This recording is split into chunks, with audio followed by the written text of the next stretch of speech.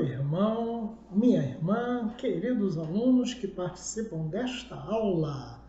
Bom dia, meu amigo e minha amiga que também participam conosco desta aula da nossa escola bíblica dominical da Igreja Presbiteriana de Tomás Coelho.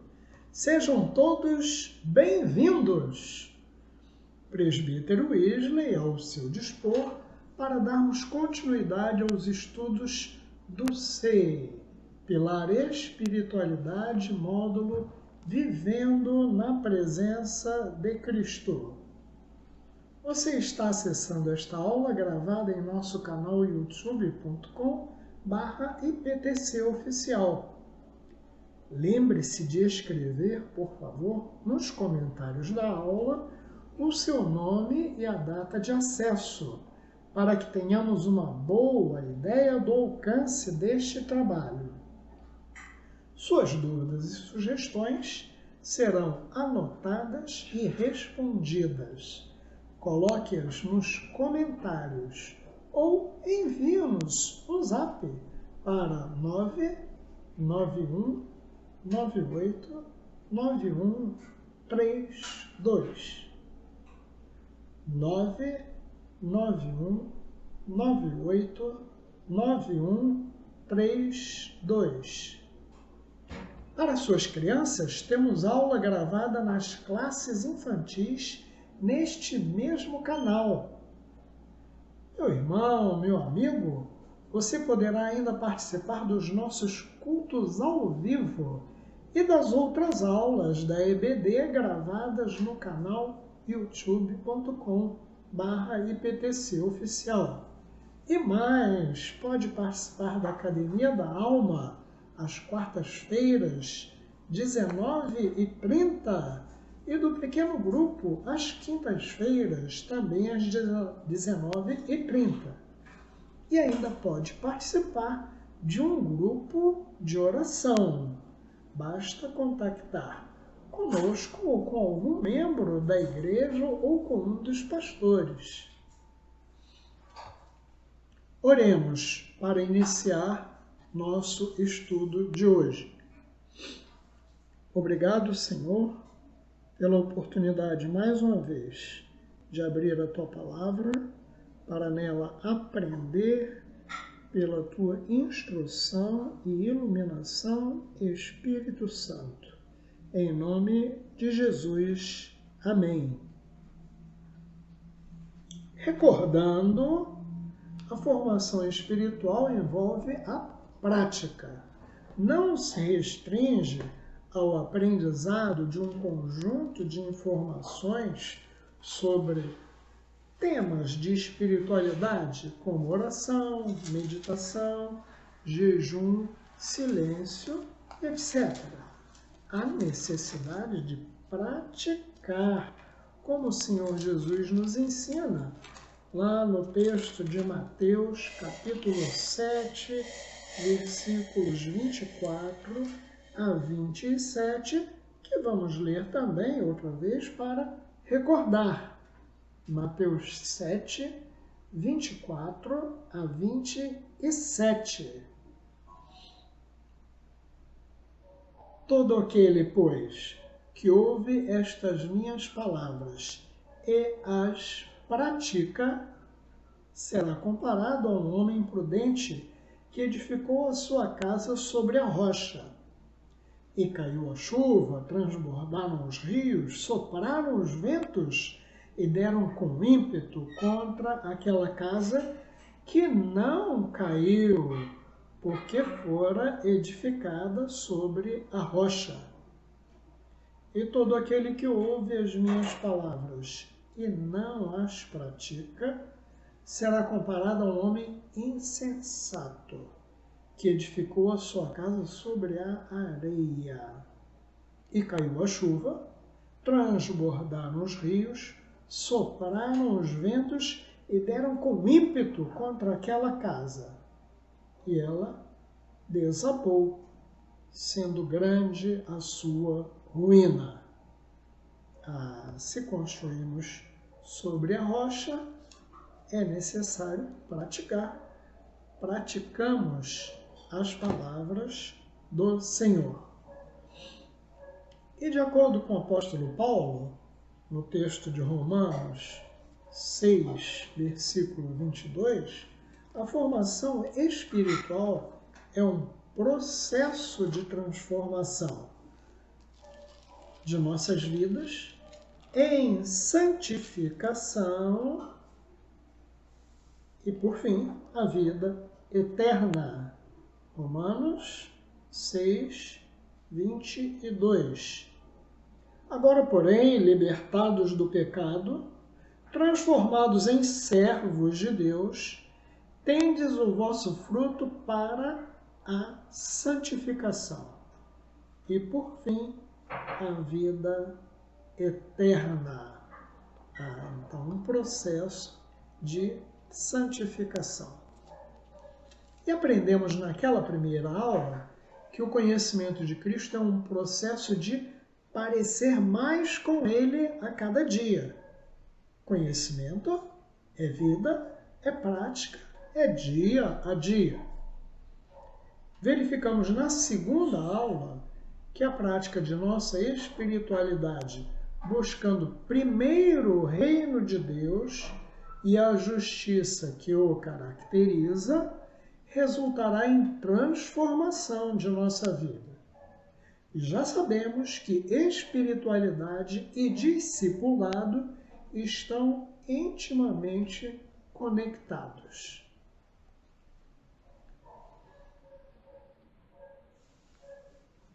O nosso tema geral é uma espiritualidade centrada no Evangelho do Reino. E já desenvolvendo esta terceira aula, vamos tratar o primeiro ponto, o Evangelho de Jesus. Quais são os objetivos desta terceira aula? Entender que a construção de uma espiritualidade saudável passa por uma boa teologia do reino. Abrir mão de nosso próprio reino para a construção do reino de Deus em nós. Lembra o que o Senhor Jesus nos ensinou em Mateus 6, 10, quando ensina seus discípulos a orar? Então, Mateus 6, 10. Venha o teu reino, faça-se a tua vontade, assim na terra como no céu. Então, um dos objetivos é abrir mão de nosso próprio reino para a construção do reino de Deus. Venha o teu reino. E, para aquecer, uma perguntinha para você responder. Qual era o evangelho que o próprio Jesus pregava? Como você responderia? Pense um minutinho e responda. Qual era o evangelho que o próprio Jesus pregava?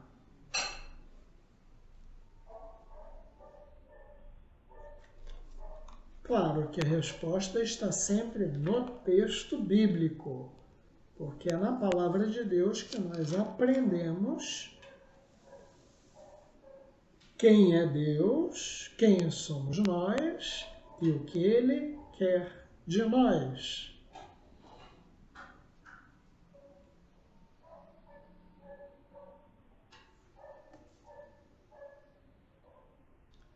Já pensou? Já respondeu?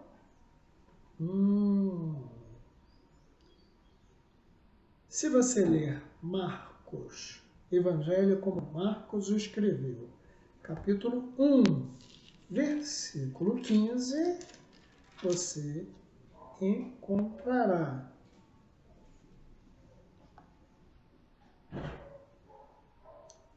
Vamos ler 14 e 15.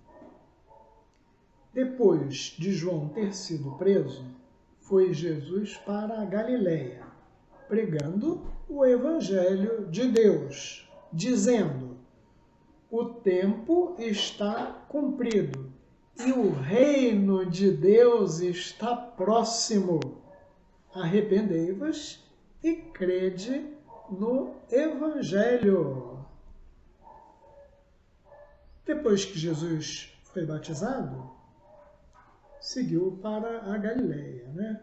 A expressão do texto Evangelho vem do grego Evangelion, que quer dizer boas novas. Os gregos utilizavam a palavra evangelho para dar a notícia do nascimento de um imperador, por exemplo. Jesus não falou o reino de Deus está próximo? Ou então a notícia de uma grande vitória militar. Boas novas. As boas novas do reino pregadas pelo Senhor Jesus Cristo. O reino de Deus já era esperado pelos judeus. Os profetas falaram do reino. Vamos ver dois textos. Isaías, capítulo 9, versículos 6 e 7, que você conhece e nós podemos relacionar com a pregação do Senhor Jesus. Isaías, capítulo 9, versículos 6 e 7. Porque um menino nos nasceu, um filho se nos deu. O governo está sobre os seus ombros, e o seu nome será Maravilhoso, Conselheiro, Deus Forte, Pai da Eternidade, Príncipe da Paz. Lembra? Para que se aumente o seu governo e venha paz sem fim sobre o trono de Davi e sobre o seu reino, para o estabelecer e o firmar mediante o juízo e a justiça, desde agora e para sempre. O zelo do Senhor dos Exércitos fará isto. Esta é a promessa do Pai, é a profecia da vinda do reino de Deus. O profeta Daniel também se refere ao reino de Deus. Nós estudamos isto há poucas aulas. Daniel, capítulo 2, versículo 44. Daniel está interpretando o sonho do rei Nabucodonosor. Daniel, capítulo 2, versículo 44. É o sonho de Nabucodonosor, que é a profecia. Mas nos dias destes reis, o Deus dos céus suscitará um reino que não será jamais destruído. Este reino não passará a outro povo, esmiuçará e consumirá todos estes reinos, mas ele mesmo subsistirá para sempre. O reino de Deus que se estabelecerá. Muito bem.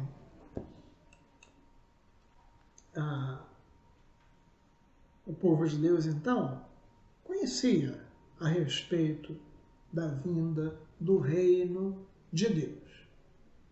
Como é que os judeus entenderam este anúncio do reino? Talvez bem literalmente, como aqui em Daniel, um reino que destrói os outros reinos. Lembra da profecia, do sonho de Nabucodonosor? Uma grande estátua de ouro, prata, bronze e os pés de ferro e de barro. Então surge uma pedra que esmiuça os pés, e aí todo o corpo desmorona. E a interpretação de Daniel: esta pedra que destruirá, este é o reino que virá, o reino que o Deus do céu suscitará, um reino que jamais será destruído. A impressão pode mesmo ser bélica, política, porque nos reinados de Davi e de Salomão, o povo teve tempos de paz, de um governo próspero. Vamos ver, segundo livro de Samuel, capítulo 22, versículos 50 e 51, para já vermos a noção de reino que o povo de Deus trazia consigo. Primeiro livro de Samuel, capítulo 22, versículos 50 e 51, palavras do rei Davi. Celebrar-te-ei, pois, entre as nações, ó Senhor, e cantarei louvores ao teu nome. É ele quem dá grandes vitórias ao seu rei e usa de benignidade para com seu ungido, com Davi e sua posteridade para sempre. Para sempre, eterno, rei, vitórias.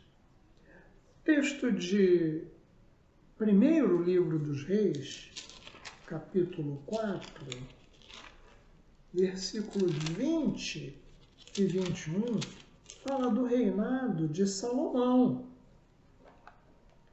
Primeiro livro dos Reis, logo à frente, capítulo 4, versículos 20 e 21.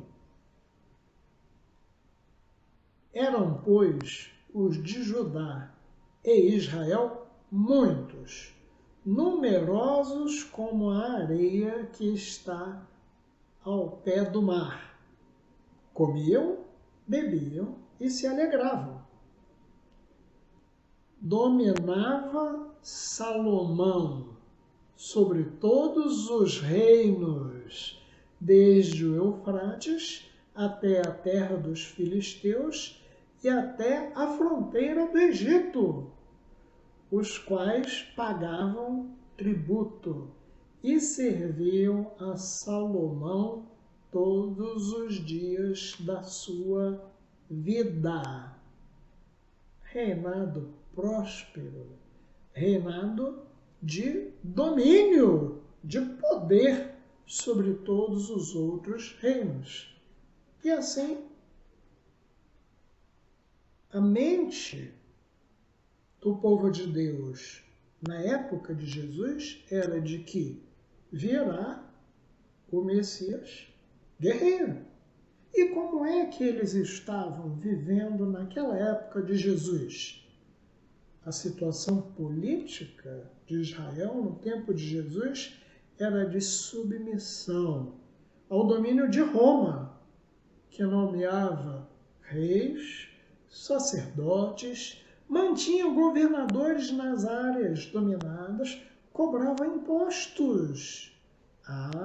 Então Roma é que dominava. E aí Jesus, o Messias prometido, chegou. Jesus Cristo trouxe o reino de Deus ao mundo. Não um reino político, militar.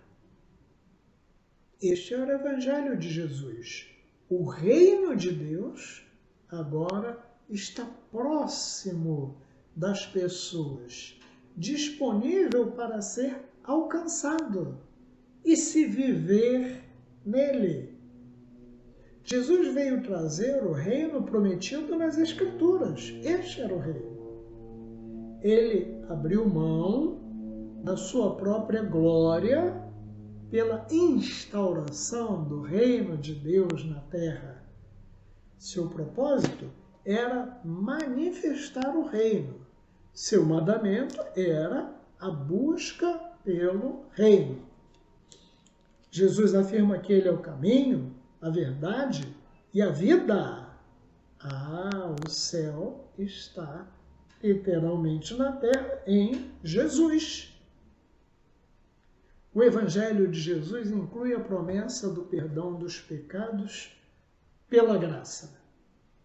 Inclui também a promessa de que a morte não será o fim, mas quem nele crer terá a vida eterna. O convite de Jesus é para que nos submetamos a ele e aprendamos com ele. Ele é o Rei e devemos submeter-nos a ele. Lembra do texto de Mateus, capítulo 11, versículo 29, que nós costumamos ler muito? Veja o que diz o versículo 29. Mateus 11, 29. Tomai sobre vós o meu jugo e aprendei de mim, porque sou manso e humilde de coração, e achareis descanso para a vossa alma. Tomai sobre vós o meu reino, que não é bélico, não é de cobrar impostos, não é de impor, mas é descanso para a vossa alma, porque sou manso e humilde de coração. Bem, o que é o reino? O Evangelho de Jesus é o reino de Deus está próximo. O que é reino? Este é um problema para muitos que não entendem o que é um reino, então como vão entender o reino de Deus? No nosso país, não temos rei há muitos anos. Então não temos uma noção apropriada do que é rei. O que é reino? O homem foi criado à imagem e semelhança de Deus, lembra? Deus lhe comunica alguns dos seus atributos. Assim, o homem pode expressar vontades, pode tomar decisões, pode avaliar situações, pode demonstrar emoções, pensar de forma lógica e racional, exercer domínio, possuir responsabilidades e criar coisas incríveis. Portanto, a partir desse entendimento, o reino é a abrangência da vontade efetiva de cada um. Ou seja, o seu reino é a pequena esfera em que as coisas acontecem só porque você deseja que aconteçam. Desde cedo, a criança começa a aprender que tem um reino. Qual é a palavra predileta de uma criança de 2 anos? Não. Qual será a sua próxima palavra predileta? Meu. Por quê? Ela entende que tem um reino e quer reinar. Não é, na verdade, palavra de rei. Meu é palavra de rei. Voltemos ao livro de Daniel, capítulo 4, versículo 36. Daniel, capítulo 4, versículo 36. Nabucodonosor, o rei Nabucodonosor, está falando sobre a sua recuperação daquele período em que ele esteve alijado do reino, que ele viveu como um animal. Daniel capítulo 4, versículo 36. Tão logo me tornou a vir o entendimento, também para a dignidade do meu reino, tornou-me a vir a minha majestade e o meu esplendor. Buscaram-me os meus conselheiros e os meus grandes. Fui restabelecido no meu reino, e a mim se me ajuntou extraordinária grandeza. Eu sou o rei. Uma criança, lá no banco traseiro do carro, traça uma pequena linha divisória imaginária e avisa: vocês não podem ultrapassar essa linha. O que quer dizer? Fiquem no reino de vocês, aqui é o meu reino. E as crianças, lá no banco traseiro, invadem a área da outra, violam os reinos umas das outras. Até que o papai se irrita e envia como uma cobra a dona Mão visitar o assento traseiro. Porque o carro, na verdade, é o reino do papai e não das crianças. Veja, numa simples correção paterna, podemos perceber a luta entre reinos distintos. Reino do papai, reino das crianças. Todos nós temos reinos. Entender isso é básico para compreender a natureza e a dignidade humanas. Essa é outra razão pela qual é tão difícil ocupar posição de liderança. É muito difícil liderar pessoas sem violar os seus reinos. Eis a razão porque somos tão sensíveis quando manipulados, adulados, intimidados. Alguém está violando o nosso reino. Fazemos isso o tempo todo na igreja, hein? Todos temos reinos. O problema básico da condição humana é que o nosso reino tem sido sobrecarregado com o lixo do pecado, que faz parte da nossa natureza. Essa é só uma das coisas que o mundo que não crê em Deus não entende. Nossos reinos são corrompidos em nosso corpo, em nossa vontade, em nossa mente. Muito, muito mais do que temos consciência. E todos os nossos reinos se entrecruzam. Por exemplo, nós casamos, constituímos família, já são 2 reinos juntos. Vivemos entre vizinhos e quantos reis à volta? Vamos à escola, temos um emprego. E lá temos outro rei. Todos esses reinos se fundem, entrelaçam e combinam uns com os outros. Poderíamos chamar o conglomerado de todos esses sistemas e todos esses reinos de nosso reino da Terra. E aí uma perguntinha para você meditar. Para meditar. Você concorda com a afirmação de que durante a vida nós vamos construindo nossos próprios reinos? Pense nisto. Você concorda com a afirmação de que durante a vida nós vamos construindo os nossos próprios reinos.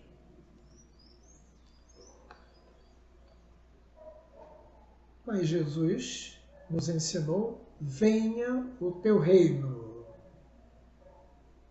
Aí vem Jesus, diz que existe outro reino, o reino de Deus, o reino dos céus. E nos ensina: venha o teu reino. Ele é mais real do que pensamos. Parte do que Jesus faz em seu ensino é corrigir as ideias distorcidas das pessoas acerca do reino de Deus. Por isso, Jesus contou inúmeras parábolas sobre o reino de Deus. Nós temos nossa concepção sobre os nossos próprios reinos. E a nossa concepção de reino precisa ser confrontada com o verdadeiro reino, o reino de Deus. A visão correta do reino não pode ser apenas teologicamente precisa, exata. Tem que ser uma visão do que é verdadeiro e evocar em nós um desejo mais forte por ele do que o nosso desejo por qualquer outra coisa. Pois sabemos que ter o reino de Deus é melhor do que tudo. O apóstolo Paulo afirmou em Romanos 14, versículo 17. 14, versículo 17. Romanos 14, versículo 17. Porque o reino de Deus não é comida, nem bebida, mas justiça e paz e alegria no Espírito Santo. Talvez houvesse alguma coisa errada no conceito da comunidade que se reunia em Roma a respeito do reino de Deus. Talvez pensando naquele reino de Salomão, onde comiam e bebiam e se alegravam. Mas Paulo está informando, chamando a atenção. O reino de Deus não é comida nem bebida, mas justiça e paz e alegria no Espírito Santo. Existe o reino de Deus, existem os reinos da terra. O plano de Jesus é trazer o reino dos céus para cá. Foi por isso que ele ensinou-nos a orar: venha o teu reino, como lemos em Mateus 6, 10. Venha o teu reino. Mas venha para onde? Bem, primeiro para mim mesmo, sobre o meu reino. E em seguida, para os meus relacionamentos, para a igreja e para o mundo. Dessa mensagem, nós também somos despenseiros. Venha o teu reino, seja feita a tua vontade, assim na terra como no céu. Esta deve ser a pregação de transformação de vida para toda a raça humana. Entendemos hoje que o desenvolvimento de uma espiritualidade saudável passa pela construção do Evangelho do Reino em nossas próprias vidas.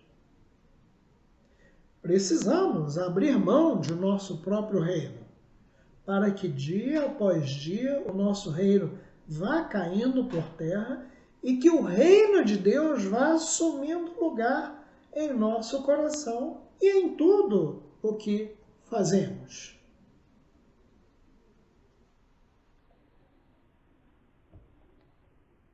Muito bem. Há uns exercícios de apoio e fixação para fazermos.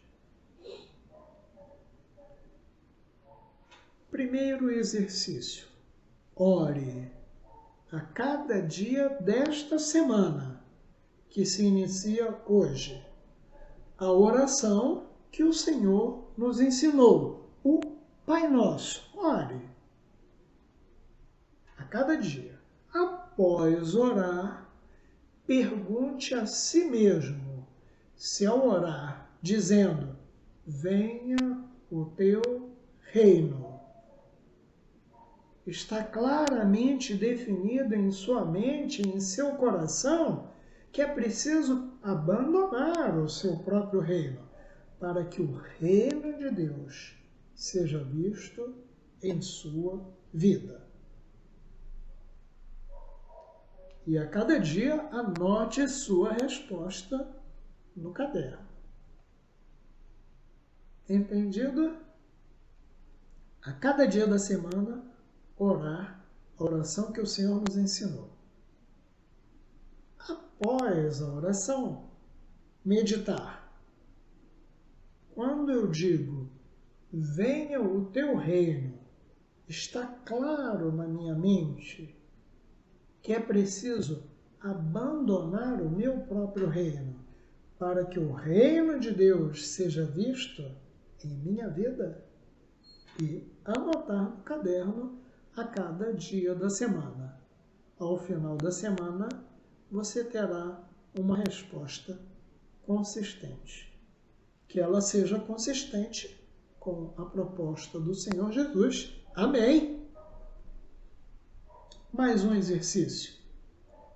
Responda naquele mesmo caderno, a cada dia, o que é preciso fazer para que o reino de Deus seja visto em minha vida. Coerente, não é? Ora, depois medita em como é, venha o teu reino, se eu estou de fato tirando o meu reino para que o reino de Deus venha para a minha vida, para o meu coração, anotando qual é a resposta e anotando o que falta para que o reino de Deus seja visto em minha vida. Este é o segundo exercício. E o terceiro, finalizando, pense. Ao pregar o Evangelho, você tem levado em consideração os aspectos do reino de Deus abordados na lição de hoje? O aspecto que o reino de Deus precisa substituir cada reino? Você tem pensado nisto ao pregar o Evangelho? Que o Senhor o abençoe, que já neste dia você trabalhe este exercício de apoio e de fixação para o seu entendimento e que a cada dia você esteja mais afinado com o reino de Deus. Seja o reino de Deus a cada dia o seu reino. Vamos orar para encerrar? Obrigado, Senhor, pela Tua palavra, pela pregação do Senhor Jesus Cristo. O reino de Deus está próximo. Te rogamos, Senhor, que nos abençoes para um correto entendimento pela iluminação do Espírito Santo a respeito do reino de Deus e de como o reino de Deus precisa ser instalado completamente em nosso coração. Em nome de Jesus. Amém. Um bom dia. Que o Senhor o abençoe, o acompanhe em cada atividade deste dia. Amém.